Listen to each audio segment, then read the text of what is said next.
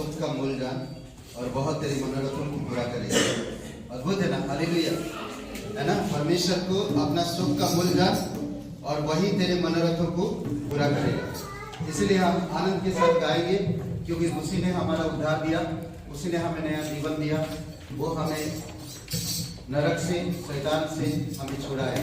Okay, hallelujah, praise the Lord. तैयार हैं?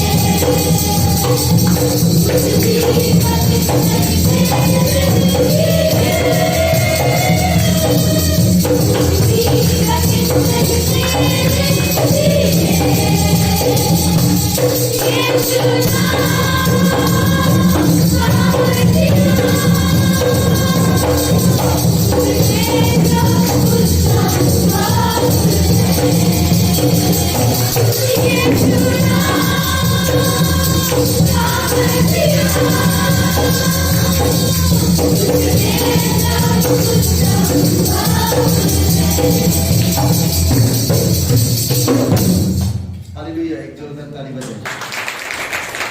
पवित्र जीवित परमेश्वर पिता, तेरी स्तुति महिमा करते हैं। सागर पृथ्वी बनने वाला प्रभु, तू राजाओं का राजा, तू प्रभुओं का प्रभु, सर्वशक्तिमान परमेश्वर, दयालु और कृपालु परमेश्वर, धन्यवाद देते प्रभु यीशु।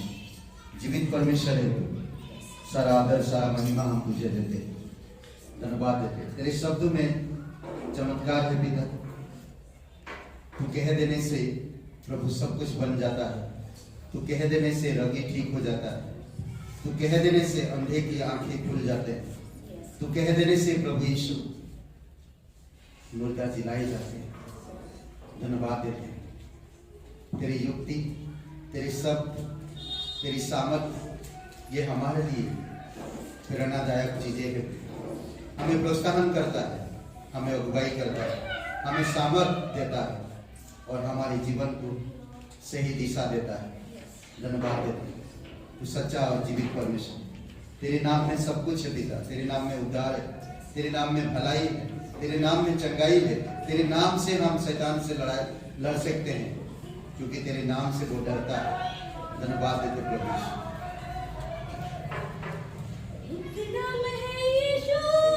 यीशु ही वो नाम है, एक नाम है यीशु।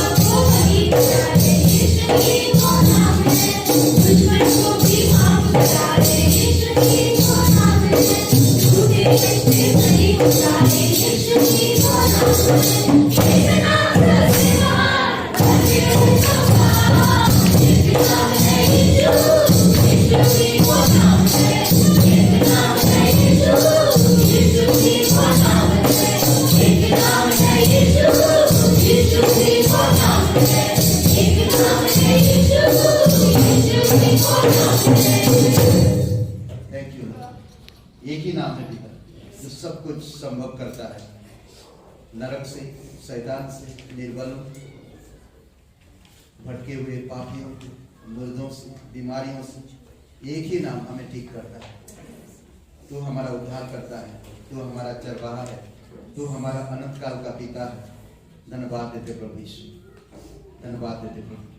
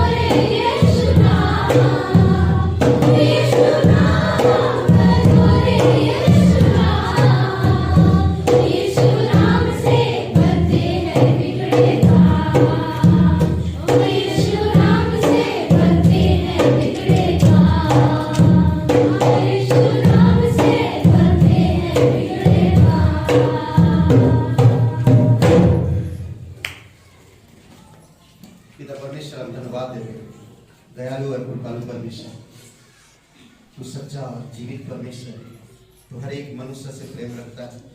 पिता, हम धन्यवाद देते, तू नम्रतापूर्वक सब छोड़ के इस धरती पर आया। हर एक मनुष्य को बचाने के लिए तूने प्रण लिया और तू आकर इस धरती पर हर एक पापियों के लिए क्रूस पर जीवन दिया। तो ही एक आखिरी बलिदान था जो मनुष्य को परमेश्वर से जोड़ सकता था, और आपने वैसा ही किया। आज जो कोई तेरा नाम लेता है वो उद्धार पाता है। प्रभु तेरी स्तुति महिमा कर, जीवित और पराक्रमी परमेश्वर, दयालु और कृपालु परमेश्वर, धन्यवाद है। राजाओं का राजा तू, प्रभुओं का प्रभु, तू हमारा चरवाहा है, तू हमारा राजा है। हम तेरे चरवाहे की भेड़ है पिता, धन्यवाद देते। तू हमें चंगाई देता है, तू हमारी भलाई करता है, तू हमें उचित मार्ग में ले चलता है जहाँ पर हमारी उन्नति हो सके, हमारा लाभ हो सके, हमारी परिवार, हमारी शरीर सुरक्षित रह सके। धन्यवाद देते प्रभु यीशु। अभिषेक करो प्रत्येक लोगों को और सभा को जो भी कार्यक्रम है।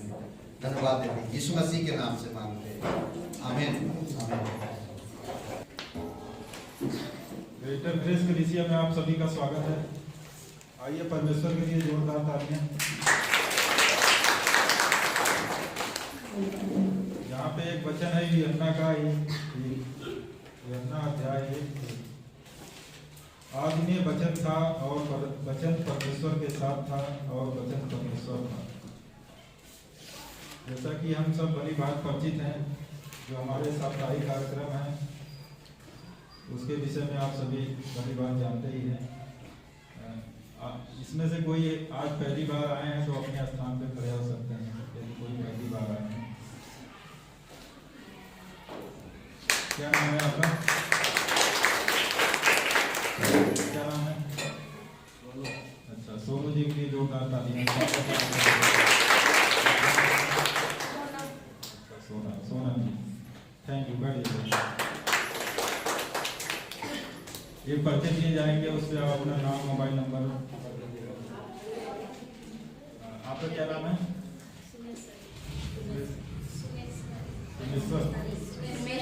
सुमेश्वरी के लिए जोरदार तालियां। अभी आपको ये पर्चा दिया जाएगा, उसमें आप अपना नाम, पता, मोबाइल नंबर डाल देंगे, ताकि आप जो है इस कलीसिया के संपर्क में रहें। यदि आपको कोई जरूरत हो तो पास्टर जी से प्रे करा सकती हैं। सोमवार को बाइबल क्लास होता है जो 6:30 बजे पास्टर जी के घर पे रहने का। बाइबल क्लास हमारे लिए बहुत जरूरी है, क्योंकि वचन को समझने के लिए क्लास करना बहुत जरूरी है। यह हम सब के लिए बहुत सौभाग्य का समय है कि हम लोग को बाइबल क्लास मिल रहा है निःशुल्क करने के लिए पास्टर जी की तरफ से। हर मंगलवार प्रेयर सभा होती है। प्रेयर सभा में आप सब आइए और हम लोग एक मन होकर प्रार्थना करें, ताकि कलीसिया में और से और अधिक लोग पढ़ने पाएं और हमारा ये जो भवन है परमेश्वर का, ये अपना भवन होने पाए, विशाल भवन होने पाए, ताकि हम सब भवन में महिमा करने पाए।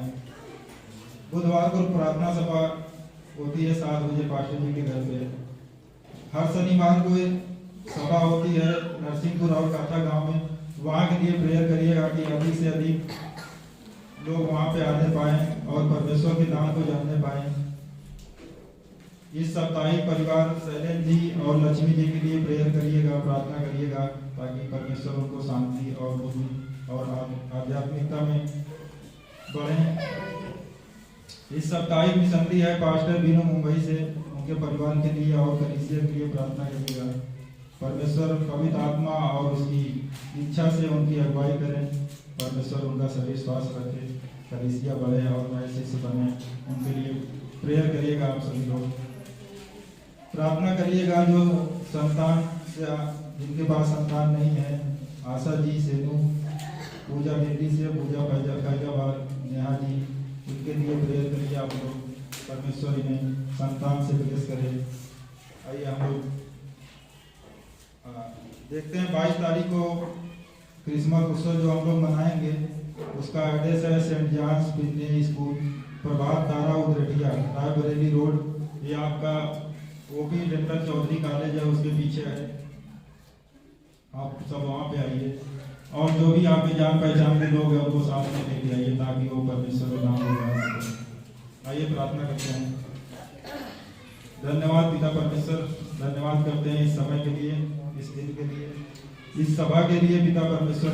जितने भी लोग यहाँ पे आए हुए हैं पिता परमेश्वर, हर एक जन को आशीष करना पिता परमेश्वर, और उनके मन को, उनके हृदय से बातें करना पिता परमेश्वर, उन्हें आशीष करना पिता परमेश्वर, ताकि वो आपके वचन को समझ सके पिता परमेश्वर। ऐसी सामर्थ और शक्ति देना पिता परमेश्वर, ताकि उन्हें उनकी जो इच्छाएं हैं, जिस आस्था से आए हुए हैं पिता परमेश्वर, उनकी वो आस्था पूरी हो यीशु के नाम से पिता परमेश्वर, और आशीषित हो पिता परमेश्वर। धन्यवाद करते हैं पिता परमेश्वर, धन्यवाद करते हैं हर एक जन को आशीष करना पिता परमेश्वर, उन्हें ज्ञान बुद्धि समझ से भरना पिता परमेश्वर। हम धन्यवाद करते हैं इस सभा के लिए पिता परमेश्वर, इस सभा को, इस कलीसिया को आशीषित करना पिता परमेश्वर, ताकि ये कलीसिया एक सामर्थवान कलीसिया बने पिता परमेश्वर, और अधिक से अधिक आत्माओं को ले आ सके पिता परमेश्वर आपके भवन में पिता परमेश्वर। जो लोग अनजान है पिता परमेश्वर, पापों से घिरे हुए हैं पिता परमेश्वर, उन तक पहुंचने में पिता परमेश्वर हमारी मदद सहायता करना पिता परमेश्वर, ताकि हम आपके नाम को उन तक पहुंचा सकें पिता परमेश्वर, और आपके वचन को, आपके सुसमाचार को सुना सके पिता परमेश्वर। धन्यवाद करते हैं पिता परमेश्वर, यीशु मसीह के नाम से मांगते हैं, आमीन। हम लोग जो उत्सव मनाने जा रहे हैं उसके लिए काफ़ी आर्थिक की जरूरत है, हमें पैसों की जरूरत है। आप लोग का सहयोग उसमें चाहिए, क्योंकि अभी 40% ही पैसे एकत्र हो पाए हैं, तो आप लोग का सहयोग बहुत जरूरी है उसमें, ताकि हम लोग एक उत्साह के साथ उस पर्व को मना सकें, और जो भी जरूरतें हैं उसमें आप लोग की मदद की जा सके, ताकि जो नए लोग हैं उनकी भी सेवा की जा सके। तो आप लोग का सहयोग हमारे लिए बहुत ही सर्वोपरि है, और अधिक से अधिक परमेश्वर की महिमा हो, ताकि हम सब उस उत्सव को मना सकें। जो हम लोग की जो पैसों की जरूरत, जो टारगेट अभी 50% ही एकत्र हो पाया है, कलेक्शन जो है, तो आप लोग बड़ा ध्यान में रखिए, अधिक से अधिक सहयोग करिए इस कलेक्शन में। धन्यवाद। ग्रेट कलीसिया में हमारे बीच में महेंद्र जी है, उनके लिए भी जोरदार स्वागत करिए, पहली बार आए। और महेंद्र जी जो यूट्यूब चैनल से नंबर लेकर फोन किए थे, और फोन करके आज हमारे बीच में जोरदार ताली बजा सकते हैं। और बहुत बहुत धन्यवाद आनंद हमारे बीच में है, जोरदार ताली बजाइए, स्वागत है आनंद आपका, बहुत बहुत धन्यवाद। और धन्यवाद सोनू जी, बहुत बहुत स्वागत है आपका। और आपके रिलेटिव में है, पड़ोस में रहते, बहुत बहुत स्वागत है आपका, बहुत बहुत धन्यवाद। ओके, क्रिसमस 22 तारीख को है, और ये क्रिसमस के लिए अभी तक हम लोग जो बजट था, बजट काफ़ी कम किए हैं। वहाँ पर जाकर मैंने बात किया तो बजट कम हुआ, पर फिर भी अभी 10 हम लोग पीछे, मतलब 24,600 रुपया आया है। 35 हमें चाहिए, 47 का बजट था, पर हम लोग घटाएं 35 तक ले आए। तो अभी समझ लीजिए 25 से हमारे पास, तो और 10 चाहिए।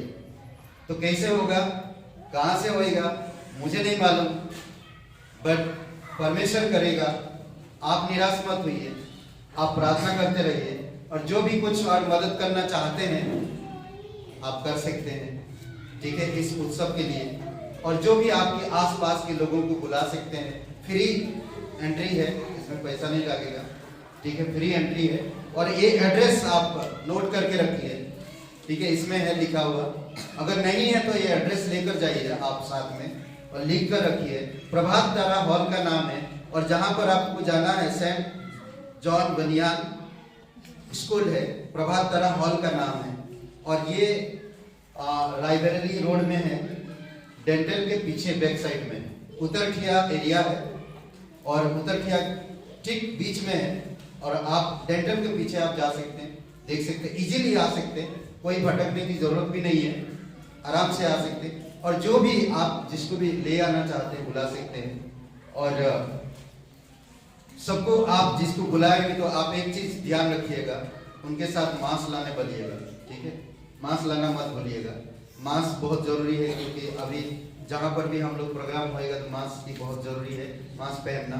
और आने वाली रविवार से या 2022 से हम लोग सभा में भी अगर बैठेंगे तो मास्क पहनकर ही बैठना पड़ेगा आने वाले समय में, और डिस्टेंस रखना पड़ेगा, दूरी बनाए रखना पड़ेगा, क्योंकि ओमिक्रॉन जो है वो फैल रहा है।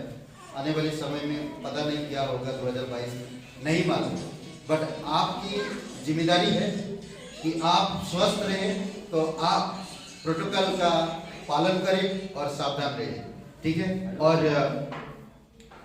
11 बजे है, मैं आपको बता दे रहा हूँ 11 बजे है, तो आप ये मत सोचिए अरे पास्टर जी 1 बजे शुरू करें, ये माइंड में मत रखिए। 11 बजे कोशिश करिए 11 बजे आने के लिए, एक दिन कोशिश करिए।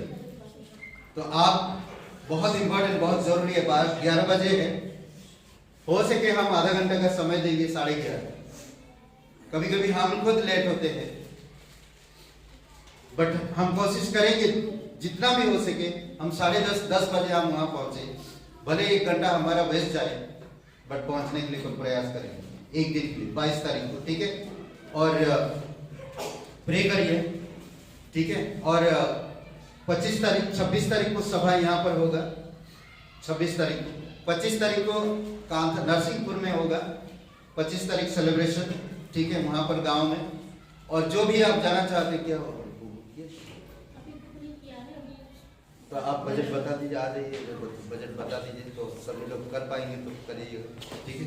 और हम लोग एक बस बुक करने के लिए सोच रहे हैं, तो वो लक्ष्मी जी बताएंगे, तो वो बुक करने के लिए अभी आप लोग बताइए कि जो भी लोग जाना है, आना है, तो आपको इस बजट के अनुसार 7,250 रुपया का बजट है एक बस का, जो 25 बता देंगे, वो बता देंगे आपको, ठीक है। धन्यवाद परमेश्वर का। मैं आप बताना चाहूंगी कि 25 तारीख को हम लोग सब लोग क्रिसमस के लिए जा रहे हैं कांठा गाँव, कांठा नहीं नरसिंहपुर गाँव। तो नरसिंहपुर गाँव जाने के लिए अभी हम लोग अलग अलग जाएंगे तो काफ़ी प्रॉब्लम्स होंगी और सबके पास अपने साधन भी नहीं है।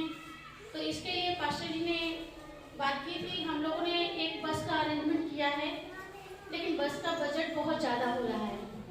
जैसा पास्टर जी ने बताया 7,250 रुपये। तो अगर हम लोग 7,250 रुपये की बस बुक करते हैं तो पर पर्सन 300 रुपये का खर्चा आ रहा है। तो आप लोगों में से जो लोग चलने के लिए तैयार हो तो प्लीज़ अपने अपने नाम दे दीजिए, ताकि हम लोग आगे बस बुक कर सके और सब लोग अच्छे से क्रिसमस मना सके गाँव में। ओके, ये था बजट जो हम लोग देख सकते हैं, ठीक है। और क्योंकि हर कोई ठंडी का मौसम है, अगर साथ में चलेंगे तो बहुत अच्छा रहेगा ना। और नहीं तो हमारी ब्रदर अमित है, पूरा सरकारी बस एक ले आओ हम लोग उसी बस में चलेंगे। बात करो आप, मैं बात करूं अगर बाहर से मिल रहा तो देख लीजिए, ठीक है, अगर कितना में आ सकते हैं, क्योंकि 7,000 बजट बहुत ज्यादा है। 300 रुपया देना हम लोग भी एक परिवार से 4-5 जगह पे देखें। वो वाला जो 25 सीटर का बस है, अगर हम लोग ऐसा बस कहीं पर ट्रैवल एजेंसी को पूछेंगे तो क्या कर पाएंगे? कोई अगर ट्रैवलिंग एजेंसी को जानते हैं बस के बारे में पूछिए, ठीक है। अगर बस का बजट 6,000 तक हो जाता तो 5,000 तक अच्छा है, ठीक है, पूछिएगा। अगर कोई है तो जल्द से जल्द बताएगा। और जाएंगे तो आप नाम दे दीजिएगा, ठीक है, नरसिंहपुर। और कुछ लोग जो यूथ डांस कर रहे, आपको आना ही आना है, जो डांस कर रहे, ठीक है।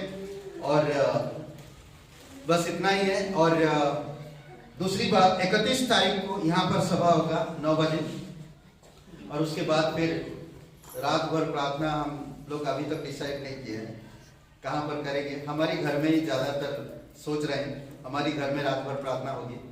यहाँ पर 12 बजे तक होएगा, उसके बाद फिर हमारे घर में तो ओके कैंडल नाइट सर्विस होगा। यहाँ पर कैंडल नाइट सर्विस सभा होगा। और उसके बाद फिर 2 तारीख को सभा लगेगा, ठीक है, रविवार है 2 तारीख को। और क्लास भी होगा, 10 बजे क्लास होगा, ठीक है, 10 से 11। ठीक है, कौन सा क्लास होगा मुझे नहीं मालूम, बट क्लास होगा 100%। और पास्टर जी सिखाएंगे, अगर पास्टर जी नहीं सिखा रहे हैं तो और कोई सिखाएगा 101%, अगर वो पहुंच गए तो, ठीक है, ओके। और बहुत अच्छा समय होगा, बहुत अच्छा समय होगा, ठीक है।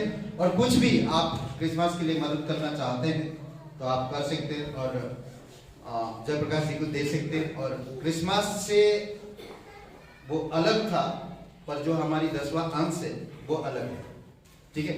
आप वो ध्यान रखते हुए, क्योंकि हमारी हर महीना की बजट है, जो अगर ये गड़बड़ा गया तो कलीसिया का काय भी चीजें गड़बड़ा जाता है, ठीक है। तो ये ध्यान रखते हुए आप करिए, और ये एड्रेस मत भूलिएगा, ठीक है। ये एड्रेस आप लिख कर रखिए पेपर में, ठीक है। प्रभात तारा हॉल का नाम है, सैम बियाने स्कूल है, और ये रायबरेली रोड डेंटल के पीछे, ठीक है, वृंदावन योजना में, ओके, ठीक है। और एक चीज ध्यान दीजिए, प्रभु यीशु मसीह एक क्रिसमस में परमेश्वर आपको एक गिफ्ट दे रहा है, समझ रहे हैं? वो कौन सा गिफ्ट? परमेश्वर अपना पुत्र को दे रहा, जो आपके जीवन के लिए, आपके परिवार के लिए, आपकी कारोबार के लिए, आपकी हर एक चीजों के लिए, ठीक है। और दूसरी एक बातें हैं जो परमेश्वर हमारे जीवन में करता है, कि वो हमें एक नई साल में ले जा रहे हैं। दुनिया में आज प्रॉब्लम है, परेशानी है, पर परमेश्वर की कलीसिया में परेशानी नहीं है, परमेश्वर में परेशानी नहीं है। परमेश्वर ने आपको इसीलिए बुलाया ताकि आप परेशानी ना रहे। परमेश्वर ने आपको छुड़ाया ताकि आपका हर एक परेशानी को दूर करे। इसलिए हमें परमेश्वर के वचन की मजबूती के साथ बढ़ना है, ठीक है। जितने भी 22 तारीख को लोग पार्टिसिपेट कर रहे हैं, सभा के बाद आज रुकिएगा, जो भी एक एक प्रैक्टिस है वो पूरा करिए, ठीक है, बच्चे हो या बड़े सभी लोग, ठीक है। और सभा के बाद रुकिए और इसके बाद फिर जाइएगा, ठीक है। बस इतना ही अनाउंसमेंट है। आइए प्रार्थना करते हैं और फिर भेंट के लिए हम लोग। पिता परमेश्वर, हम धन्यवाद देते हैं, आपकी स्तुति महिमा करते हैं, जीवित और पराकर भी परमेश्वर, स्वर्ग और पृथ्वी बनाने वाला पिता, दयालु और कृपालु परमेश्वर, धन्यवाद देते। तू राजाओं का राजा, तू प्रभुओं का प्रभु, सर्वशक्तिमान परमेश्वर पिता, धन्यवाद देते यीशु मसीह, तू हमारे अपराधों को अपने ऊपर लेकर तूने क्रूस पर जीवन दे दिया। आज इस कलीसिया के प्रत्येक भाई बहनों से आप बहुत प्यार करते हैं, आप उनके जीवन को जानते हैं, आप उनके आय उपाय, आप उनके बैठना उठना, आप उनके पारिवारिक जीवन सब कुछ जानते हैं। आप दया कीजिए, आप कृपा करिए प्रभु, तेरी इच्छा अनुसार तेरी सामर्थ में अगुवाई करिए। धन्यवाद देते जीवित और पराकर भी परमेश्वर, धन्यवाद देते यीशु मसीह के नाम से मांगते हैं, आमीन। आखिरी वचन 2 कुरिन्थियों 9 का 15।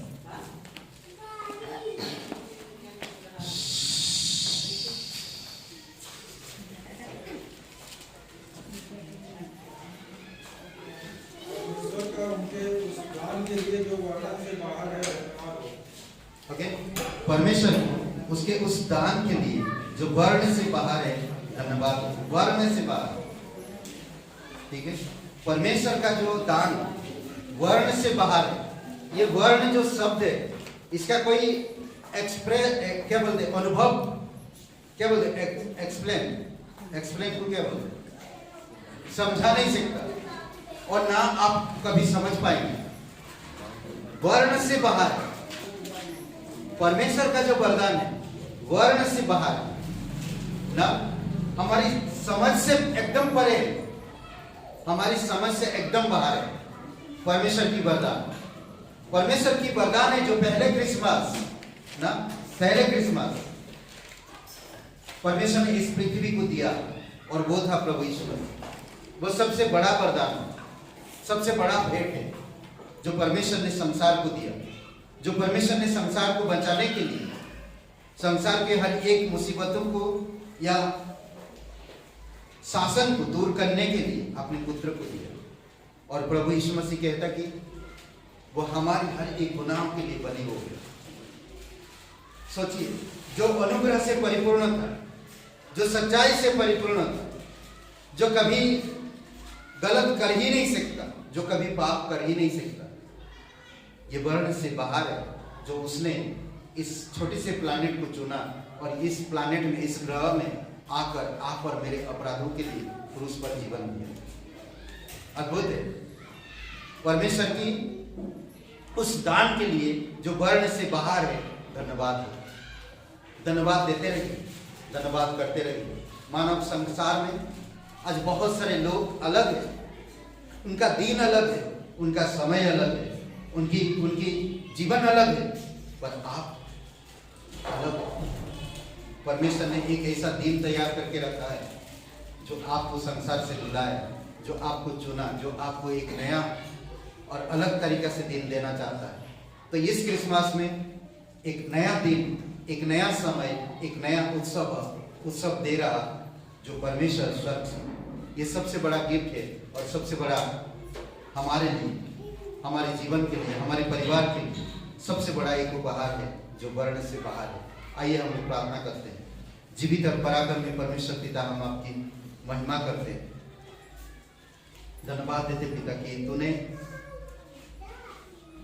वर्ण से बाहर हमारे प्रति दान, और वो दान पिता अद्भुत है जो सारे मनुष्य को बचाने के लिए आपने स्वयं इस धरती पर आ गया और हम सभी लोगों के लिए क्रूस पर जीवन दे दिया। यीशु मसीह तेरी महिमा करते हैं, तेरे नाम को ऊंचा करते हैं, जिस नाम से मुर्दे जिलाए जाते हैं, जिस नाम से कोढ़ी सिद्ध हो जाते हैं, जिस नाम से अंधे देखने लगते हैं, जिस नाम से शैतान कांपता है, उस नाम को हम महिमा देते हैं, धन्यवाद देते पिता। अभिषेक करो प्रभु, यीशु मसीह के नाम से मांगते हैं, आमीन।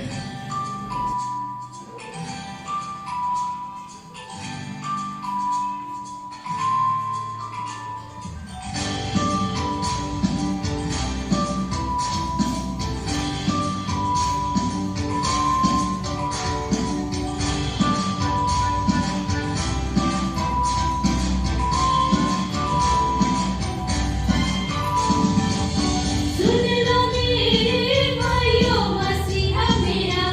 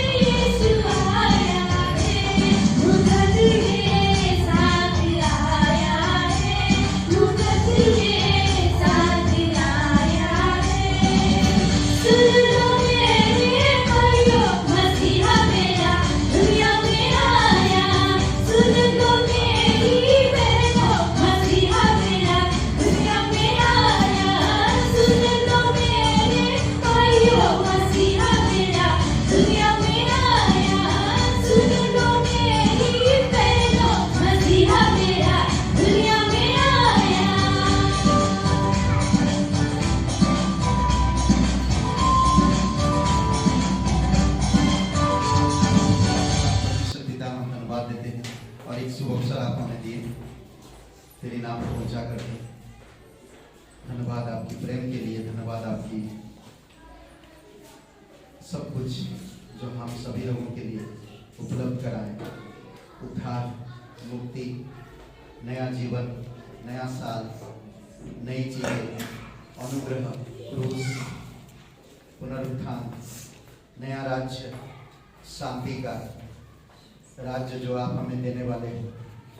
धन्यवाद देते हैं। हमारा विश्वास मजबूत करो पिता कि हम आपके साथ विश्वासयोग्यता से चल सके, आत्मिक चीजों के बारे में सोच सके, आत्मिक प्रेरणा दो प्रभु ईश्वर। धन्यवाद देते हैं। राजाओं का राजा तो प्रभुओं का प्रभु, सर्वशक्तिमान परमेश्वर। धन्यवाद देते हैं। अभिषेक करो इस समय, यीशु मसीह के नाम से मांगते हैं, आमीन। ओके, आप लोग बैठ सकते हैं।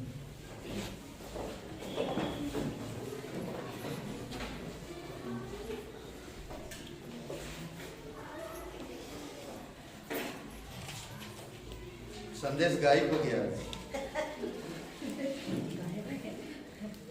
ओके, कोई एक जन खड़े हो जाइए, या तो फिर आचार्य में पढ़ते हैं ना, आइए इधर आइए और भजन संहिता 113 पढ़िए। 113 भजन संहिता।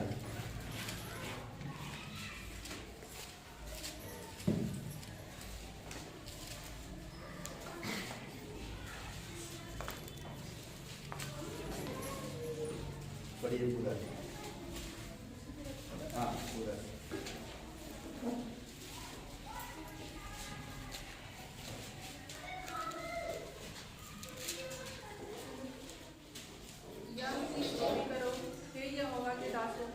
स्तुति करो, यहोवा के नाम की स्तुति करो। यहोवा का नाम अब से लेकर सदा तक धन्य कहा जाए। उदय जल से अस्त जल तक यहोवा का नाम स्तुति के योग्य है। यहोवा सारी जातियों के ऊपर महान है और उसकी महिमा आकाश से भी ऊंची है। हमारे परमेश्वर यहोवा के तुल्य कौन है? वह तो ऊंचे पर विराजमान है और आकाश और पृथ्वी पर भी दृष्टि करने के लिए झुकाता है। वह कंगाल को मिट्टी पर से और दरिद्र को घोड़े पर से उठाकर पूजा करता है कि उसको प्रधानों के संग अर्थात अपनी प्रजा के प्रधानों के संग बैठाए। वह बाढ़ को घर में लड़कों की आनंद करने वाले माता बनाता है। यह भी स्तुति करो। धन्यवाद देते हैं परमेश्वर का। आइए हम प्रार्थना करते इस वचन के लिए। धन्यवाद देते हैं पिता, इस वचन के द्वारा सबसे बातें करो और सबके हृदय को खोलो। धन्यवाद देते हैं पिता इस दिन के इस समय के लिए। इस सभा को आशीष करना पिता, इस सभा को प्रभु यीशु चरणों में रखते हैं। धन्यवाद देते हैं इस वचन को आशीष करना यीशु मसीह के नाम में, आमीन।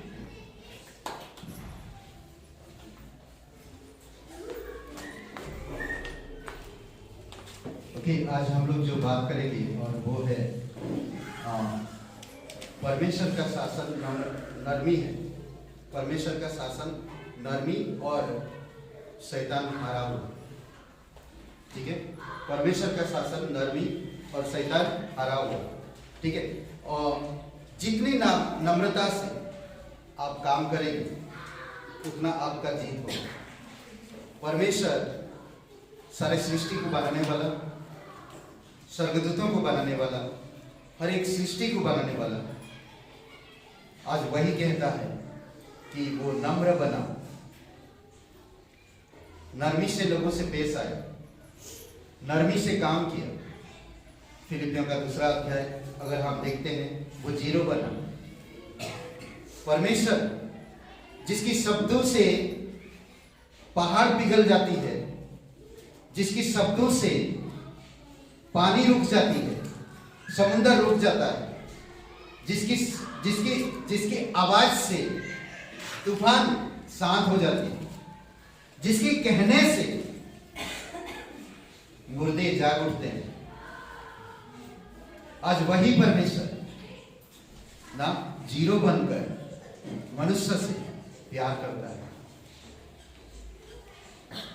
नम्रता से वो शासन करता है और कहते हैं कि जो नम्रता से शासन करता है, नरमी से शासन करता है, उसका राज्य बढ़ती होता है। बढ़ोतरी करता है और बढ़ते जाता है। शैतान तो चाहा था कि हर एक मनुष्य को मैं अपनी ही मुट्ठी में करूंगा और मेरे शासन के नीचे उनको मैं रखूंगा। हर एक मनुष्य को मेरे इशारे पे मैं चलाऊंगा। आज इस मानव संसार में अगर आप देखेंगे तो हर एक इंसान जो परमेश्वर का नहीं सुनता, जो परमेश्वर को नहीं जानता, जो अपनी तरीके से जीवन जीता, वो संसार की अधीनता में है।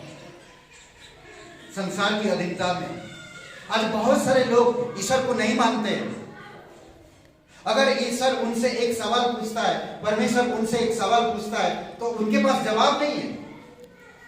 फिर भी अपनी घमंड, अपनी तमाम रीति रिवाज परंपराएं बना के ऐसे रखे जो सच्चे परमेश्वर को जानते तक नहीं।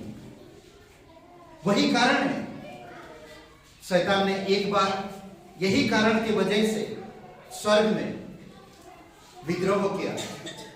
शैतान ने, जिसको हम शैतान कहते हैं, वो एक बनाया हुआ स्वर्गदूत था। परमेश्वर ने उसे बनाया था और उसने परमेश्वर के विरोध में जाकर विद्रोह किया और परमेश्वर ने उस स्थान से उसको बाहर निकाल दिया गया। और वही आकर आज पूरे मानव को, पूरे मनुष्य को, पूरे मानव संसार को अपने कब्जे में किया और वही इस संसार का सरदार यानी कि ईश्वर बन बैठा है। 2 कुरिन्थियों का 4 अध्याय, समझ रहे? वही इस संसार का ईश्वर बन बैठा है, समझ रहे? तो इसीलिए आज हर एक मनुष्य परमेश्वर की सच्ची प्रकाशन को, परमेश्वर के अनुग्रह को, परमेश्वर के दया को, परमेश्वर के प्रेम को, परमेश्वर के अनंत मकसद को समझ नहीं पाते हैं, जो परमेश्वर आप और मेरे लिए करना चाहते, नहीं समझ पाते। वो कब्जा करके रखा। इसीलिए क्या कहा उसने? पाप एक मनुष्य से, एक मनुष्य को चुना, हवा को। हवा को चुना ताकि उसको, उसकी जो सच्चे दिल और जो पवित्र दिल को, पवित्र मन को वो दूषित कर सके। और उसने हवा को बहकाया, क्योंकि यही मूल कारण है। अगर मैं हवा को बहकाऊंगा, पूरी मानव जाति जो भी इसके द्वारा पीढ़ी आने वाली है, सब के सब मेरे मुट्ठी में, मेरे कब्जे में हो जाएंगे और मैं उन पर शासन करूंगा। समझ रहे? एक जो होता है डंडा लेकर शासन करता है और एक जो होता है उसी डंडे से, अनुग्रह से शासन करता है। समझ रहे? कई बार हम लोग समझ नहीं पाते हैं इन सब चीजों को। याकूब का किताब में कहते कि परमेश्वर इतना महान है, हम लोग उसमें सवाल भी नहीं कर सकते। याकूब बोला, जो आयुब की किताब 38 का 4 से लेकर 7 वचन तक कोई पढ़ेगा, देखिए यहाँ पर क्या कहता, खूबसूरत बातें कहता। परमेश्वर कहता, आप परमेश्वर के सामने क्या जवाब दोगे, कैसे समझोगे, कैसे जानोगे? परमेश्वर सारे सृष्टि को बनाया, परमेश्वर ने सारे लोगों को जानता है। क्या आप जानते हैं परमेश्वर ये पृथ्वी का नींव कहां पर रखा है? क्या आप जानते हैं परमेश्वर ने ये पृथ्वी कब बनाया? क्या आप जानते हैं ये पृथ्वी को कैसे चला रहा हो? पढ़िए, देखिए 38, आयुब का 38 4 से 7। जब मैंने पृथ्वी की नींव डाली तब तू कहाँ था? यदि तू समझदार हो तो उत्तर दे। उसकी नाव किसने ठहराई, क्या तू जानता है? उस पर किसने सूत खींचा? उसकी नींव कौन सी वस्तु पर रखी गई? या किसने उसके कोने का पत्थर बिठाया? जबकि भोर के तारे एक संग आनंद से गाते थे और परमेश्वर के सब पुत्र जय जयकार करते थे। ओके, यहाँ पर एक कहता अद्भुत बात, क्या तू जानता है पृथ्वी कब बनाया, किस वस्तु में इसका नींव रखा गया, कितने मापा गया, किस वस्तु से मापा गया, तू जानता है? भोर के तारे, सारे स्वर्गदूत जो एक साथ गाते थे, उसकी महिमा करते थे। वो बुद्धिमान है, वो महिमा युक्त है, वो अनंत काल का राजा है, वो राजाओं का राजा है, वो पवित्र है, वो पराक्रमी है, जो स्वर्गदूत गा रहे हैं। ये भोर का तारे कौन है? ये स्वर्गदूत है, जो स्वर्गदूतों को बनाया परमेश्वर। समझ रहे? और यही परमेश्वर भजन संहिता 113 में कहता है कि वो झुकता है मनुष्य को देखने के लिए, वो टूटता है लोगों की पाप और बुराई को देखकर, वो टूटता है, वो लोगों को बचाना चाहता है। महिमामय परमेश्वर, सारे सृष्टि को बनाने वाला, जो पराक्रमी है, जो बुद्धिमान है, जो समझदार है, जो सब कुछ को उसने बनाया। आज वही परमेश्वर क्या कहता भजन संहिता 113 और वचन 6, आकाश और पृथ्वी पर भी सृष्टि करने के लिए जो 5 वचन पढ़िए। 5 हमारे परमेश्वर यहोवा के तुल्य कौन है? कोई भी नहीं। कौन है हमारे परमेश्वर के तुल्य? कोई भी नहीं। आगे कहता कि बहुत ऊंचे पर विराजमान है, सबसे ऊंचे पर, और पवित्र है, विश्वासयोग्य, बुद्धिमान, समझदार है। समझ रहे? ऊंचे पर विराजमान, उसके तुल्य और कोई भी नहीं, उसके तुल्य और कोई भी नहीं। आकाश पर सबसे ऊंचाई पर विराजमान है। वचन 6 में कहता है कि आकाश वरन पृथ्वी पर भी दृष्टि करने के लिए नीचे झुकता है। यह परमेश्वर है, सबसे ऊंचाई पर विराजमान परमेश्वर, और वो पृथ्वी पर भी देखने के लिए झुकता है। पृथ्वी पर कौन है? सबसे महत्वपूर्ण चीज आप और मैं, मनुष्य जाति, उनको देखने के लिए झुकता है। परमेश्वर 7 वचन कहता है, यह कंगालों को मिट्टी पर से और दरिद्र को घूरे में से उठाकर ऊंचा करता है। कंगालों को घूरे में से, नरक में जाने वाले लोग कंगालों को मिट्टी में से उठाकर ऊंचा करता है। आप और मैं, परमेश्वर हमें उठाया, आपको मुझे परमेश्वर ने बुलाया, आपको मुझे परमेश्वर ने छुड़ाया। आप और मैं भटके हुए थे, आप और मैं उस परमेश्वर को नहीं जानते थे। हम कैसे थे दुनिया में? हम ऐसे एक दुनिया में थी जो परमेश्वर का आज्ञा नहीं मानता हो, उसी के अधीन में थी, और हम भी उसकी आज्ञा नहीं मानते थे। समझ रहे? एक वचन पढ़िए नहीं, लिख लीजिए। इब्रानी का 2 अध्याय वचन 5 कहता है कि उसने उस अनदेखी जगत को, जिसका वर्णन हम कर रहे हैं, जो स्वर्गदूतों के अधीन नहीं किया, स्वर्गदूतों के अधीन नहीं किया, उस आने वाली जगत को उसने स्वर्गदूतों के अधीन में नहीं किया, बल्कि आप और मेरे लिए तैयार किया। आज इस धरती पर शैतान राज करता है, जानते हैं आप? शैतान राज करता है। इब्रानी का 12 अध्याय, शैतान इस संसार का सरदार है, झूठ का पिता है, भ्रमित करने वाला सबसे डेंजरस शैतान है। और वो एक स्वर्गदूत जो उस राज्य में वो टिका नहीं पाया जहां पर उसको रखा गया था, उसको फेंक दिया गया इस धरती पर। इस धरती पर मनुष्य को परमेश्वर ने राज करने के लिए दिया था, परंतु मनुष्य को उसने करप्ट किया, मनुष्य को उसने पाप में गिराया और इस धरती को हड़प लिया। समझ रहे? गलत ठहराया मनुष्य को कि देख तूने जिसको बनाया वो कितना गलत है, वो नहीं चला सकता इस दुनिया को, मैं चलाऊंगा इस दुनिया को। और उसने वही किया। यशायाह 14 अध्याय 2 कुरिन्थियों का 4:4 कोई पढ़ेगा? 2 कुरिन्थियों का 4:4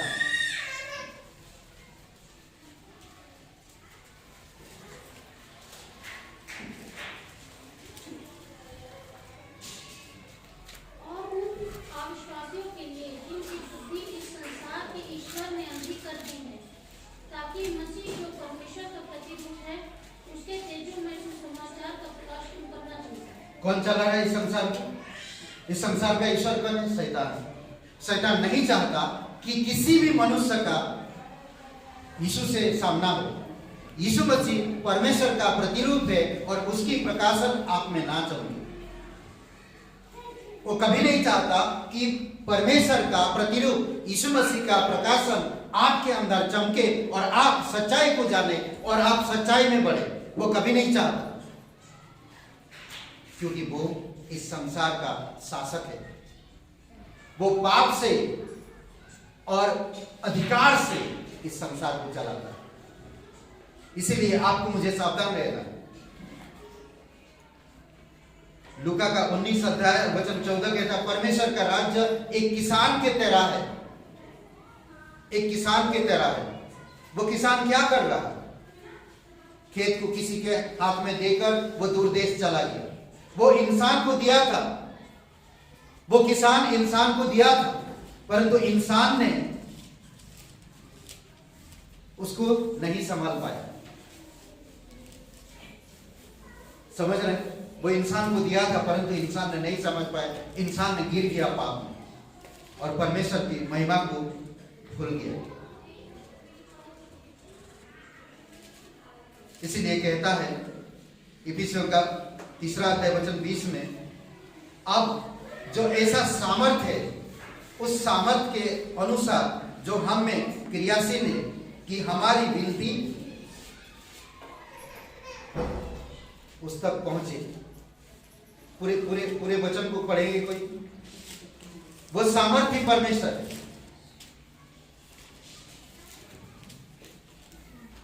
अब जो ऐसा सामर्थ्य है कि हमारी विनती और समझ से कहीं अधिक काम कर सकता है, उस सामर्थ्य के अनुसार जो हम में कार्य करता है। बहुत सामर्थ्य से वो काम करता है। आप जानते हैं वो लूका के 19 अध्याय में किसान की कहानी।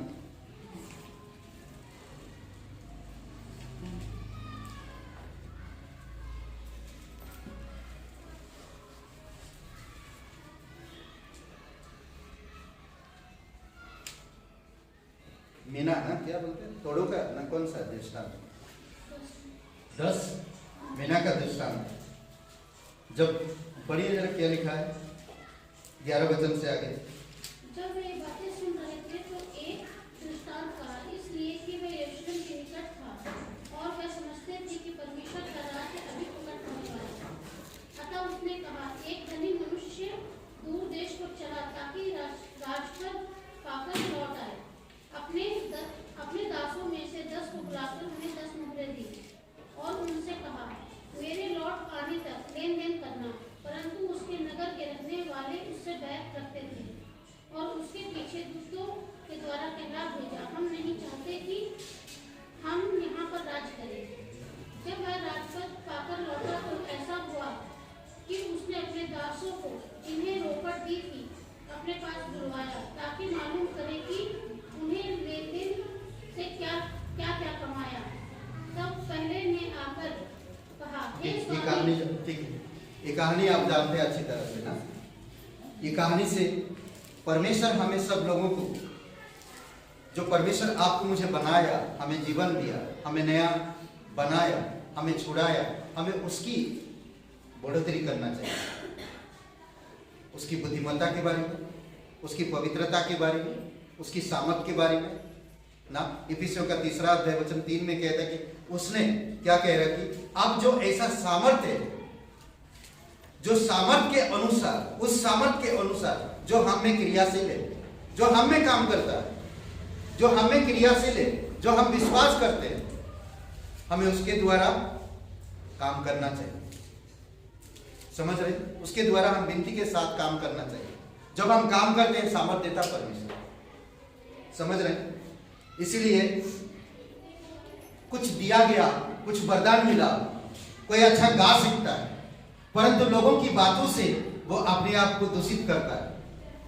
शैतान ने हवा के पास आया और हवा से फुसफुसाया, वो पेड़ नहीं तुम खाओगे तो मरोगे नहीं। क्या कह रहा? अरे तुम्हें पास्टर जी कभी कुछ करने नहीं देंगे, हमें आना है खुद।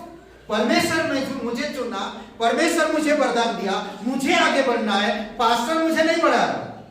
परमेश्वर मुझे बढ़ा रहा है, परमेश्वर मुझे वरदान दिया, परमेश्वर ने मेरे ऊपर अनुग्रह किया, पास्टर ने नहीं, परमेश्वर ने मेरे लिए सर छोड़कर आया, परमेश्वर अपनी महिमा में मुझे बुलाया, तो मुझे करना है। कई सारे लोग ऐसा नहीं सोचते, दूसरों की बातें सुनकर आकर कलीसिया छोड़ देते हैं, कलीसिया से अलग रहते हैं, कलीसिया से बात नहीं करते हैं, कलीसिया से हाथ नहीं पटाते हैं, कलीसिया के अनुसार चलते नहीं है, बाइबल स्कूल छोड़ देते हैं, बाइबल स्कूल नहीं करते, कई सारे ऐसे चीजें हैं। लोगों की बात सुन, मैं लोगों के लिए कलीसिया नहीं आ रहा, मैं परमेश्वर की महिमा के लिए आ रहा। परमेश्वर ने मुझे बुलाया अपनी राज्य में, अपनी अनुग्रह में, अपनी दीनता में। परमेश्वर ने मुझे बुलाया, इसलिए मुझे बढ़ना है, मुझे सामर्थ के साथ काम करना है, मुझे नम्रता पूर्वक काम करना है। कई सारे लोग यहाँ पर कहते हैं कि वो परमेश्वर का राज्य कैसा है, किसान की तरह। किसान ने अपनी खेत किसी को दिया, तुम एक खेत को चलाना, पर मैं क्या किया, दिन भर सोता रहा। खेत अगर मैं कम से कम खेत को बिना जोते भी अगर बीज बोता तो कम से कम बीज उगता, कुछ तो लगता, परंतु मैंने बोया कुछ भी नहीं, तैयार कुछ भी नहीं किया, बीज बोया नहीं, कुछ भी नहीं किया, तो क्या होगा, बंजर हो जाएगा। कभी कभी हम लोग यही सोचते हैं, दूसरों की बातों पर आकर हम अच्छे खासे जीवन को बर्बाद करते हैं, समझ रहे? तो इसलिए मुझे दूसरों की बातों पर नहीं चलना। परमेश्वर की वचन पवित्र बाइबल दिया गया है, परमेश्वर आपसे प्यार करता है, परमेश्वर आपके लिए क्रूस पर जीवन दिया, परमेश्वर तीसरे दिन मरे हुओं में से जी उठा और आज परमेश्वर की दाहिने और विराजमान और महिमा में।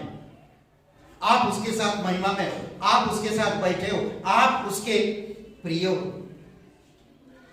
सोचिए थोड़ी समय के लिए। इफिसियों के 2 अध्याय में कहता, पहले हम उस संसार की रीति और आकाश में शासन करने वाले अधिकारी के अनुसार, जो आज्ञा आज भी आज्ञा नहीं मानता, उसके अनुसार जीवन बिता रहे इस संसार में। परंतु अब नहीं, मुझे उसकी बात नहीं सुनना, आज मुझे पवित्र आत्मा परमेश्वर की और वचनों के आधार पर जीवन जीना है। मुझे उसकी बात नहीं सुनना। वो भ्रष्ट है, वो दुनिया को भ्रष्ट करता, वो संसार को भ्रष्ट किया, वो स्वर्ग को भ्रष्ट किया, उसको नीचे गिरा दिया गया, और आज वो मेरे साथ आकर मुझसे कहता है, मेरे अधीनता में हो, मेरे बात सुन, तू परमेश्वर में कभी खुश नहीं हो सकता, तू परमेश्वर के राज्य में कभी आगे नहीं बढ़ सकता। मैं तुझे बढ़ाऊंगा, मैं तुझे संपत्ति दूंगा, मैं तुझे बलवंत बनाऊंगा, मैं तुझे पैसा, मैं तेरे जीवन, मैं तुझे नाम दूंगा, मैं तुझे पैसा दूंगा, मैं तुझे सब कुछ दूंगा। परमेश्वर ऐसा नहीं, ये शैतान का काम, लालच देता, और बहुत सारे लोग इस प्रकार के लालच में गिरते हैं। इफिसियों का 2 अध्याय वचन 12 में कहता है, स्मरण करो कि तुम लोग उस समय मसीह से अलग, परमेश्वर से रहित, मसीह से अलग, परमेश्वर से रहित, प्रतिज्ञा से दूर, कलीसिया इजराइल के ना, इजराइल क्या बोलते हैं,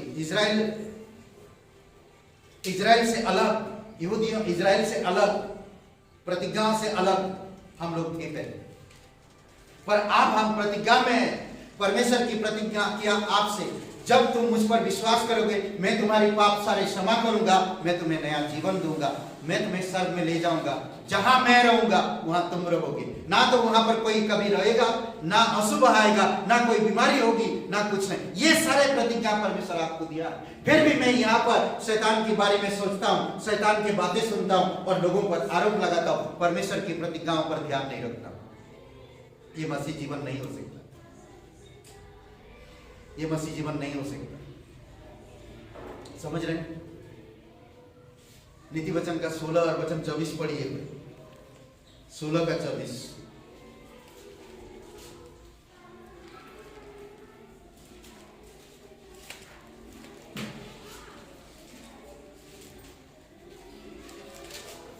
पढ़िए जोर से। मन भावने वचन मधुमरे खट्टे के समान, प्राणों को मीठे लगते और हड्डियों को हरी भरी करते हैं। ये परमेश्वर की अनुग्रह का काम है। मधुर वचन। आप और मैं पापी थे, परमेश्वर से दूर थे, परमेश्वर की प्रतिज्ञाओं को नहीं जानते थे, कलीसिया क्या है पता नहीं था। हम मरे हुए थे संसार में, हम डूबे हुए थे। आज भी वो परमेश्वर की बातें नहीं मानता, उसके अधीन में आज भी हम रहते थे। परंतु परमेश्वर आप और मेरे लिए क्रूस पर जीवन दिया। कई बार लोग अपनी ढीठता से बाहर नहीं आते हैं, परमेश्वर फिर भी दया करता, परमेश्वर फिर भी अनुग्रह करता, क्योंकि महिमामय परमेश्वर होने के बावजूद भी आपके तरफ झुककर आपको देखता है, आपकी प्रार्थना को सुनता है, आप पर दया करता है, आप पर अनुग्रह करता है, आपको बुलाता है हमेशा। दिन दुखियों पर करुणा करता है, जो टूटे हैं, जो बांझ है, हर किसी पर वो ध्यान रखता है। परंतु आप और मैं उसकी ध्यान, उसकी प्रेम, उसकी अनुग्रह, उसकी नम्रता, उसकी दया, उसकी महिमा, उसकी बुद्धिमत्ता, ये सारे चीजों को हम बहुत दूर रहते हैं। हम इन सब चीजों की खोज नहीं करते, हम सिर्फ एक ही चीज पे खोज करते हैं, मेरा परेशानी दूर हो बस। आपकी परेशानी कब का दूर हो चुका है जानते हैं? हम नहीं जानते। जब परमेश्वर ने कहा कि मैं तुम्हारे लिए क्रूस पर जीवन दूंगा, परमेश्वर ने देखा हम पापी और हम परमेश्वर के पास नहीं आ सकते, हम बीमार हैं, पैर के नीचे से सर के बाल तक हम बीमार हैं, हम कभी ठीक नहीं हो सकते, हम पाप से पूरी तरह से भरे हुए और शैतान के अधीन में हैं। परंतु परमेश्वर आपको मुझे बचाया। जब परमेश्वर आपको मुझे बचाया तो क्या आपके जीवन में खुशी, आनंद, प्रेम और महिमा नहीं लाएगा? जरूर लाएगा, जब हम परमेश्वर के वचनों के अनुसार काम करेंगे। भजन संहिता 68 वचन 1 में कहता, परमेश्वर उठे और उसके शत्रु तितर बितर हो और उसके बैरी के सामने से भाग जाए। क्या कह रहा? परमेश्वर उठता जब आपके जीवन में, जब परमेश्वर आपके जीवन में ऊंचा होता है, जब परमेश्वर सबसे महान और सबसे प्रथम स्थान होता आपके जीवन में, आपकी जिंदगी में, आपके परिवार में, तो क्या होता? जब परमेश्वर उठता है, उसके शत्रु तितर बितर हो जाते हैं और उसके बैरी सामने से हट जाते हैं। अगर आपके जीवन में परमेश्वर ऊंचा है तो आपके शत्रु तितर बितर हो जाएंगे और आपके सामने से भाग निकलेंगे। समझ रहे हैं? भजन संहिता 8:2 में कहता है कि तूने अपने बैरियों के कारण शिशुओं और दूध पीते बच्चों के द्वारा अपना सामर्थ स्थापित किया कि शत्रु और बदला लेने वाले लुप्त किए जाए। समझ रहे? समझे क्या नहीं समझे? दूध पीने वाले, हम लोग तो बच्चे की तरह दिमाग था, हम लोग कुछ बुद्धि नहीं था, कुछ समझ नहीं था हम लोग के पास। अद्भुत बात कहता है यहाँ पर, मुझे बहुत, तू अपने बैरियों के कारण शिशु, हम बैरी थे, परमेश्वर के हम बैरी थे, आज्ञा ना मानने वाले थे, बच्चे की तरह थे हम लोग। परंतु कहता है तो दूध पीने वाले बच्चों के द्वारा अपना सामर्थ प्रकट किया। छोटे छोटे लोगों को बुलाकर, गिरे हुए लोगों को बुलाकर, टूटे हुए लोगों को बुलाकर तू उन्हें सामर्थ का काम दिखाया। मूसा कौन था? दाऊद राजा कौन था ना? ऐसे ऐसे लोगों को तूने बुलाया, उनके द्वारा सामर्थ का काम किया। सोचिए, ये मछुआरे लोग कौन है? पतरस कैसे, यूहन्ना, याकूब कैसे थे? मत्ती कैसा इंसान था? पौलुस कैसा इंसान था? इनके द्वारा तू सामर्थ का काम दिखाया और इनके द्वारा तू सामर्थ का काम किया। ये परमेश्वर आपके द्वारा भी करेगा। समझ रहे? कई बार हम माँ बाप के विरुद्ध में कभी बात नहीं किए, पर परमेश्वर आपको चुना। परमेश्वर कहा जो तू कर रहा है वो कैसा है? क्या वो सत्य है? क्या उसमें सामर्थ है? क्या उसमें सच्चाई है? क्या उसमें अनुग्रह, प्रेम है? परमेश्वर की महिमा है, हमें देखना चाहिए। परमेश्वर ऐसे ऐसे लोगों को बुलाया जो मूर्ख है, जो नीचा है, जो बुरे में पड़े हुए हैं, ऐसे लोगों को उठाया और उनको बुद्धिमान बनाया और उनको सामर्थ दिया ताकि बुद्धिमान और सामर्थ्य लोगों को लज्जित कर सके। ये परमेश्वर इसीलिए कहता है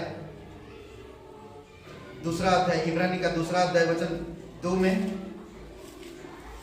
दूसरा अध्याय वचन 5 में, उसने आने वाली जगत जिसका वर्ण हम कर रहे हैं स्वर्गदूतों के अधीन में नहीं किया। कौन सा आने वाली जगत, कौन सी जगत? उनके अधीन नहीं किया। परमेश्वर की राज्य उनके अधीन नहीं किया, ना स्वर्गदूतों के अधीन किया। जो स्वर्गदूत दिखते नहीं है, जो स्वर्गदूत परमेश्वर ने बनाया, जो स्वर्गदूतों में सामर्थ्य है, समझ रहे? इसलिए कहता है अहंकार, घमंड परमेश्वर से आपको दूर ले जाता है। दया, अनुग्रह, नम्रता परमेश्वर के करीब लेकर आता। समझ रहे? इसलिए बहुत जरूरी है आपको मुझे समझना। एक कहानी है, शायद मैं पहले बताया, मालूम नहीं, छोटी सी कहानी है। देखिए, एक ही मालिक है और एक बेल रखा है, क्या बोलते, सांड बेल, ठीक है, और उसको बाजार में ले जाता हमेशा। बहुत ताकतवर है बेल उसका। एक बार कहा उसने कि बाजार में देखो मेरे बेल है ना, ये 50 गाड़ियों को खींच लेगा। तो सब लोग अपनी गाड़ी से 50 गाड़ी और जोड़ दी। तो उसने बेल बहुत तेजी से डंडा मारा, चल बेल आप पूरे 50 गाड़ी को खींच के दिखा और हमारा नाम कर, तेरा भी नाम मेरा भी नाम। तो उसने बहुत तेज से डंडा मारा, तो बेल वही खड़ा रहा, ठस मस, कुछ नहीं हुआ। फिर जोर से मारा, तब भी वो कुछ नहीं हुआ, वहीं पर खड़ा। उसका नाम बेकार हो गया, कुछ नहीं कर पाया, बेल आगे बढ़ा ही नहीं। तो सब लोग उसके ऊपर हंसे, उसके ऊपर बोले बड़े बड़ी बातें कर रहा है, देखा क्या हुआ तुम्हारा। तो उसने घर गया, अपनी पत्नी से सारे हाल बताया जो भी हुआ। पत्नी ने कहा तुमने बहुत बड़ा गलत किया, वो तुम्हारा बेल, तुम इसे नरमी से पेशा, प्यार से, स्नेहता से बोलो उससे। तो देखो उसकी पत्नी की बात माना। वो दूसरे दिन गया, बोलता आज मेरा बेल 100 गाड़ियों को खींचेगा, आप लोग बांध दो। 100 गाड़ी बांध दिए और बेल से कहा, देख इज्जत का सवाल है भाई, बहुत प्रेम से बातें किया ना। बेल बड़ा खुश हो गया और वो खींच लिया। देखे, परमेश्वर चाहता है हर पापी को नाश कर सकता था एक शब्दों से। जो आकाश को बना सकता है, पृथ्वी को ऐसे जगह पे रखा है, उसका कोई नींव नहीं है, शून्य है, हवा में ये पृथ्वी, समझ रहे? उसका नींव कहीं पर नहीं है। परमेश्वर की ताकत में वो घूम रहा है, समझ रहे? वो परमेश्वर शैतान को मार सकता था, फिर भी उस पर दया कर रहा, फिर भी अनुग्रह दे रहा। आज आप और मुझे भी वो मार सकता था, क्योंकि आप और मैं उसकी विरोधी थी, बैरी थी, आज्ञा ना मानने वाली। इफिसियों के 2 अध्याय वचन 2 में, समझ रहे? हम पापी थे, वो मार सकता था, परंतु ऐसा नहीं किया। परंतु आप और मुझे बचाने के लिए वो स्वयं मरने के लिए चला आया। और क्रूस पर देखेंगे वो पैदा जब हुआ तो कैसे पैदा हुआ, एक चरनी में रहा। वो महलों में पैदा नहीं हुआ, एक चरनी में। यही कहते कि नम्रता का प्रतीक है, समझ रहे? इसलिए कहता, हे बोझ तले दबे लोगों मेरे पास आओ, मैं तुम्हें विश्राम दूंगा, क्योंकि मैं दीन हूं और नम्र हूं, मुझसे सीखो। अद्भुत है नहीं? आज हम लोग बच्चों को कभी कभी डांटते हैं, बच्चे बड़े होते, सही मार्ग पे अगुवाई नहीं करते, सही चीजों में अगुवाई नहीं करते। कल बच्चा गलत करता तो हम लोग परेशान होते हैं, गुस्सा करते हैं। कई बार इंसान खुद अपनी परिस्थिति को अपनी ही विचारधाराओं के कारण मुसीबत मोड़ लेते हैं, कई बार। तो इसीलिए वचन 6 में कहता, मनुष्य क्या है, सॉरी, कुलस्सियों का 2 में कहता अपना मन पृथ्वी पर नहीं परंतु स्वर्गीय वस्तुओं पर लगाओ। अपना मन पृथ्वी पर नहीं बल्कि स्वर्गीय वस्तुओं पर लगाओ। इब्रानी का 2 में कहता मनुष्य क्या है कि तू उसकी सुधि लेता।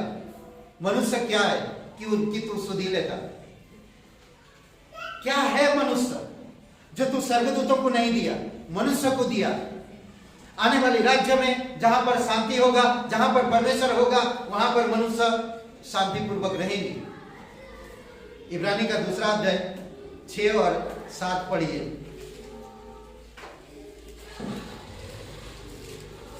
और किसी ने कहीं यह गवाही दी है, मनुष्य क्या है कि तू उसकी सुधि लेता है, या मनुष्य का पुत्र क्या है कि तू उसकी चिंता करता है। तूने उसे स्वर्गदूतों से कुछ ही कम किया, तूने उस पर महिमा और आदर का मुकुट रखा और उसे अपने हाथों के कामों पर अधिकार दिया। अद्भुत है ना। मनुष्य कैसा बनाया देखिए, और पूरी तरह से उसमें अधिकार दिया, महिमा का मुकुट रखा। ये परमेश्वर है जो आप और मेरे जीवन में करता है। समझ रहे हैं? इफिसियों का 5:32 कहता है कि परमेश्वर ने कलीसिया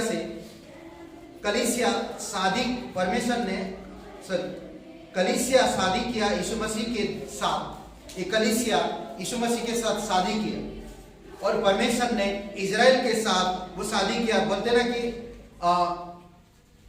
होशे का 2 अध्याय वचन 18-19 में मंगनी किया परमेश्वर ने सदा के लिए, सच्चाई से, नम्रता।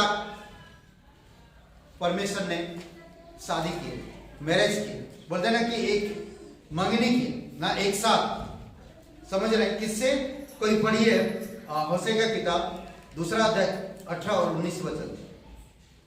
उस समय मैं उनके लिए वन पशुओं और आकाश के पक्षियों और भूमि पर के रेंगने वाले जंतुओं के साथ वाचा बांधूंगा और धनुष और तलवार तोड़कर युद्ध को उनके देश से दूर कर दूंगा, और ऐसा करूंगा कि वे लोग निडर सोया करेंगे। मैं सदा के लिए तुझे अपनी स्त्री करने की प्रतिज्ञा करूंगा, और यह प्रतिज्ञा धर्म और न्याय और करुणा और दया के साथ करूंगा। अद्भुत है ना। ये परमेश्वर है, धर्म, न्याय, दया, करुणा, सच्चाई के साथ करेंगे। ये प्रतिज्ञा, ये परमेश्वर अपनी टूटे हुए लोगों को, नीचे पड़े हुए लोगों को, दूध पिए बच्चों को, पाप के अपराध में पड़े हुए लोगों को छुड़ाएगा और उठा लाएगा और उनको एक नया राज्य में रखेगा। उनको महिमा का मुकुट पहनाएगा, उन्हें ऊंचा करेगा, उनके आंसुओं को हमेशा के लिए पूछेगा। प्रकाशित वाक्य 19 अध्याय में इन बातों के पश्चात मैंने स्वर्ग में मानो एक बड़े जनसमूह को देखा जो उच्च स्वर से यह कह रहे थे, हालेलुया, पवित्र परमेश्वर, आदर, महिमा और धन्यवाद के योग्य। बड़ी समूह। ये समूह कौन है? जो परमेश्वर के लोग, जो परमेश्वर ने उनको उठाया, जो परमेश्वर के उनको बुलाया। 16 अध्याय में लुका की देखेंगे, लाजर एक ऐसा व्यक्ति था जो उसके शरीर में घाव था, कुत्ते भी चाट जाते थे, जूठन खा के जीवन बिता रहा। ऐसे इंसान एक दिन स्वर्ग में होता और परमेश्वर उसको शांति देता, उसकी रोग को दूर करता, उसे आंसुओं को दूर करता। वो जूठन खा कर धरती पर जीवन बिता रहा था, परंतु आप सुख से, चैन से जी रहा।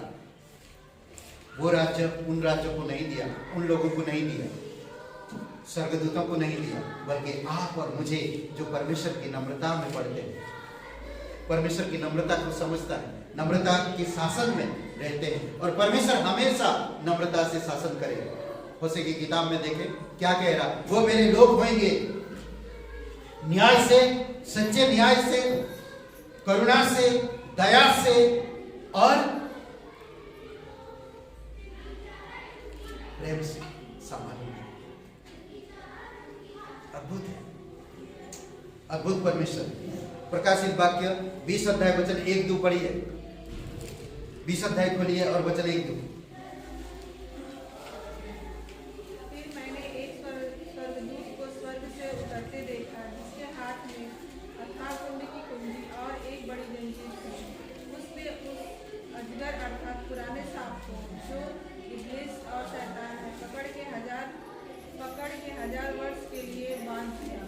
ओके, पहली बात क्या कह रहा? शैतान को बांध के 1000 वर्ष के लिए डाल देगा। फिर अपनी लोगों को जिसने उसने बुलाया उनको शांति देगा, उस राज्य में रखेगा।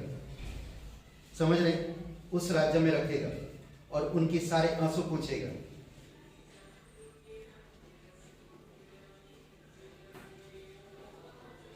कैसा ना, परमेश्वर उस राज्य में शैतान को एंट्री होने नहीं देगा। आज शैतान राजा है, अधिकार है, शासक है, जो आपको झूठ में फंसाता है, आपको भ्रमित करता है, आपको बहुत सारे ऐसी चीजों में गिराता है।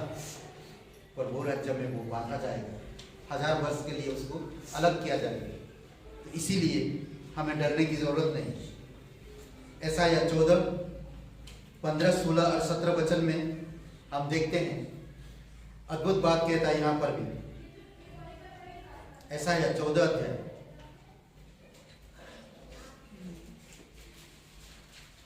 उसके बारे में बात करता है। किसके बारे में? शैतान के बारे में।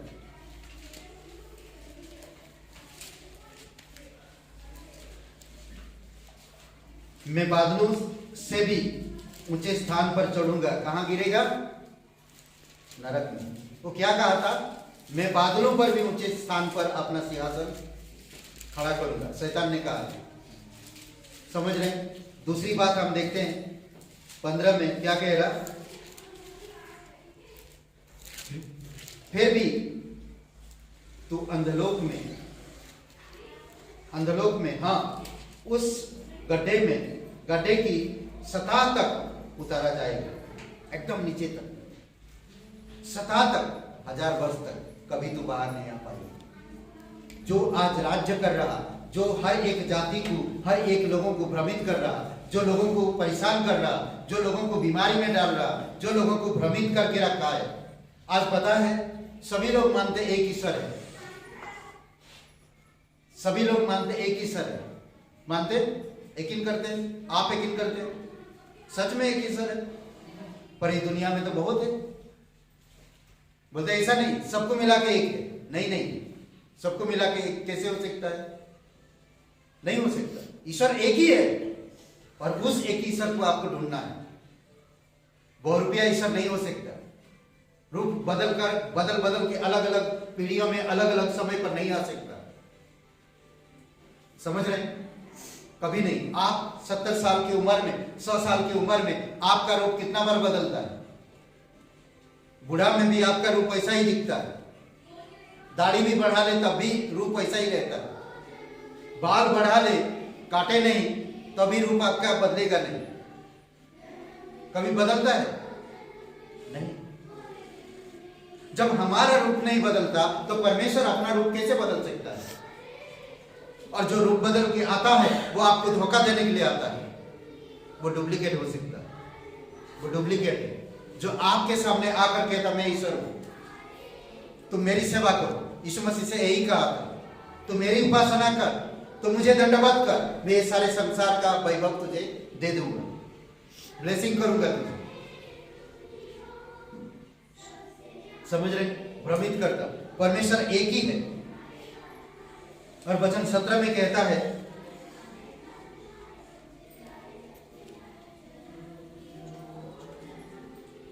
मिला 17 वचन पढ़िए। जो जगत को जगत बनाता और उसके नगरों को ढा देता था और अपने बंदियों को घर जाने नहीं देता था।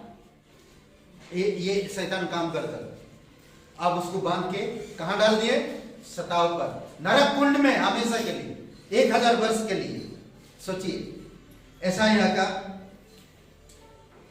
30 अध्याय और वचन 20। यहां पर हमें प्रभु से, चाहे हम प्रभु में, चाहे हम दुख की क्या बोलते कि विपत्ति की रोटी खाएं या दुख की जल पिए, तभी तेरे उपदेश से हम कभी हटेंगे नहीं। तेरे उपदेश हमें सिखाता है, तेरे उपदेश हमें शक्ति देता है, तेरे वचन हमें संभालता है, तेरे वचन के द्वारा हम जीवित रहते हैं। समझ रहे? तो इसलिए मुझे हटना नहीं है। दानियल के 7 अध्याय में कई सारी बातें हम देख सकते हैं यहाँ पर ना। दानियल दर्शन देखता उस राज्य के बारे में, इस संसार का क्या हाल होगा।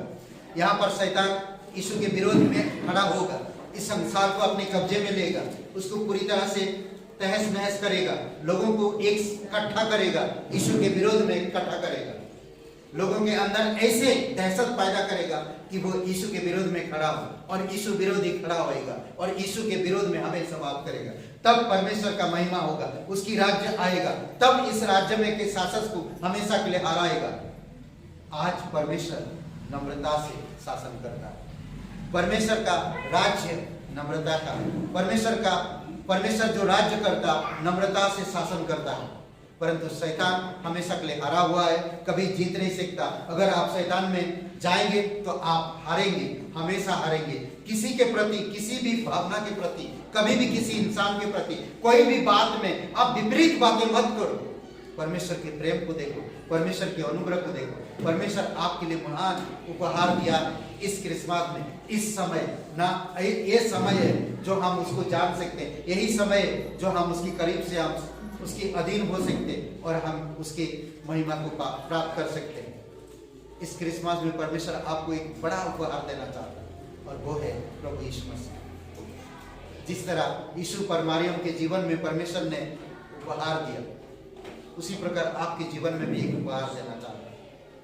आपका जीवन को उसको शासन करने के लिए दीजिए, वो आपके जीवन में शासन करेगा नरमी से। परंतु अगर आप शासन करने नहीं देंगे तो शैतान आपके जीवन में शासन करेगा, परंतु आप हमेशा हारेंगे। हो सकता है आप इस संसार की सब चीजों में बलवंत है, पर आप हारे हुए ना। इसीलिए बहुत जरूरी है कि आपको मुझे समझना, परमेश्वर कभी भी अनाथों को, गरीबों को कभी छोड़ता नहीं, बांझ को याद रखता, हमेशा कभी भी नहीं छोड़ेगा और झुकता है आपकी तरफ। परमेश्वर, महिमा का परमेश्वर, सबसे ऊंचा विराजमान परमेश्वर ना, उसकी सिंहासन सर्वदा का सिंहासन है, उसी में विराजमान परमेश्वर आपकी तरफ झुकता है। आप एक बांझ हो, जानता है आपके दिल और आपके मन की बातें। आप गरीब हो, जानता है आपके पास क्या है। आप विधवा हो, जानता है आप विधवा हो कि किस तरह से आपका घर चल रहा है, किस तरह से आपका जीवन बीत रहा है। वो जानता है आपके विषय में, वो अच्छी तरह से वो झुककर आपकी तरफ ध्यान देता है। इसीलिए उस महिमामय परमेश्वर जो बुद्धिमान है, जो धर्मी है, जो विश्वासयोग्य है, जो पराक्रमी है, जो महिमा में हमेशा रहने वाला है, हम अनादिकाल से अनाथ काल तक रहने वाला परमेश्वर की महिमा करें और उसी की अधीनता में रहे और उसी की शासन में बने रहे, क्योंकि उसका शासन नरमी है। आइए प्रार्थना करते हैं, आंखें बंद करिए, सब लोग आंखें बंद करिए। पिता परमेश्वर, हम धन्यवाद देते, तो हमसे कठोरता से पेश नहीं आता, बल्कि नम्रता से पेश आता है, ताकि तू हमें छुड़ा सके नरक से, पापों से, और हमें एक नया जीवन दे सके। प्रभु यीशु, हर एक इंसान पापों के कारण मरे हुए हैं, आप उनको अनंत जीवन देने के लिए आप स्वर्ग छोड़कर इस धरती पर आए और क्रूस पर बलिदान हो गए, ताकि लोग उद्धार पा सके। और तीसरे दिन क्रूस पे बलिदान होकर मर गए और कब्र में आपको दफनाया गया और आप तीसरे दिन जीवित हो गए। प्रभु यीशु, हम धन्यवाद देते हैं, तेरी दया और तेरी कृपा के अनुसार तो अगुवाई कर। प्रत्येक भाई बहन को छू पिता। कोई भाई बहन है, आप नहीं जानते इस जीवन के अंत के बाद आप कहाँ भी अनंत बिताएंगे। परमेश्वर आपसे प्यार करता, परमेश्वर आपको जानता है। परमेश्वर आपके लिए क्रूस पर जीवन दिया, स्वर्ग छोड़कर आपके लिए आया इस धरती पर, आपकी गुनाहों के लिए क्रूस पर बलिदान हो गया, आपको नया जीवन देने के लिए मरे हुए में से वो जी उठा है। अगर आप विश्वास करना चाहते हैं, आपके पापों से प्रायश्चित पाना चाहते हैं, एक नया जीवन पाना चाहते हैं, तो सबकी आंखें बंद है, सबकी सर झुकी हुई है। मेरे साथ अपने मन में प्रार्थना को करिए। मेरे साथ आप कह सकते, सच्चे मन से आप यीशु पर विश्वास रख सकते हैं। अगर आप विश्वास करना चाहते हैं, मेरे साथ प्रार्थना को करिए। कहिए, हे यीशु, मैं जानता हूँ मैं एक पापी इंसान, मैं खुद को नहीं बचा सकता। मैं धन्यवाद देता, तू मेरे पापों के कारण क्रूस पर जीवन दिया, कब्र में गया, तीसरे दिन मरे हुए से जी उठा। हे यीशु, मुझे माफ कर दीजिए, मेरे हृदय में आइए, मुझे नया जीवन दीजिए। तन मन से तेरे बलिदान पर, तेरे गाड़े जाने पर, तेरे जी उठने पर मैं विश्वास करता हूँ, मुझे क्षमा कर दे। तू मेरा मुक्तिदाता है, तू मेरा उद्धार करता है, तू पवित्र परमेश्वर, एकलौता पुत्र, मेरा मसीह, मेरा उद्धारक, मेरा मुक्ति। धन्यवाद देते यीशु के नाम से। सबकी आंखें बंद है, सबकी सर झुकी हुई है। कोई भाई बहन एक प्रार्थना पहली बार किए, कोई भाई बहन पहली बार एक प्रार्थना की, तो कृपया अपनी हाथ एक क्षण के लिए उठा सकते हैं, फिर रख सकते हैं। कोई अगर ये प्रार्थना पहली बार की, बहुत बहुत धन्यवाद इन हाथों के लिए। प्रभु आपकी आत्मा के द्वारा आप अगुवाई करें। धन्यवाद, आप नीचे रख सकते हैं। बहुत बहुत धन्यवाद परमेश्वर, आप उनके जीवन में आप कार्य करो। कोई घटी कमी है यीशु, आप उन्हें छुओ, आप उनको सामर्थ दो, आपकी सच्चाई में अगुवाई करो, आपकी अनुग्रह से भर दो पिता। घटी कमी को दूर करो प्रभु यीशु, मानसिकता, शरीर से, घर परिवार से, आर्थिक से, प्रभु आप उन्हें बचाओ। धन्यवाद देते हैं। कोई रोग, कोई बीमारी प्रभु यीशु तेरे नाम से दूर होने पाए, प्रत्येक लोगों को छुओ प्रभु यीशु। धन्यवाद देते हैं, यीशु नासरी के नाम से मांगते हैं, आमीन। आइए हम लोग खड़े होते गीत गाते हैं।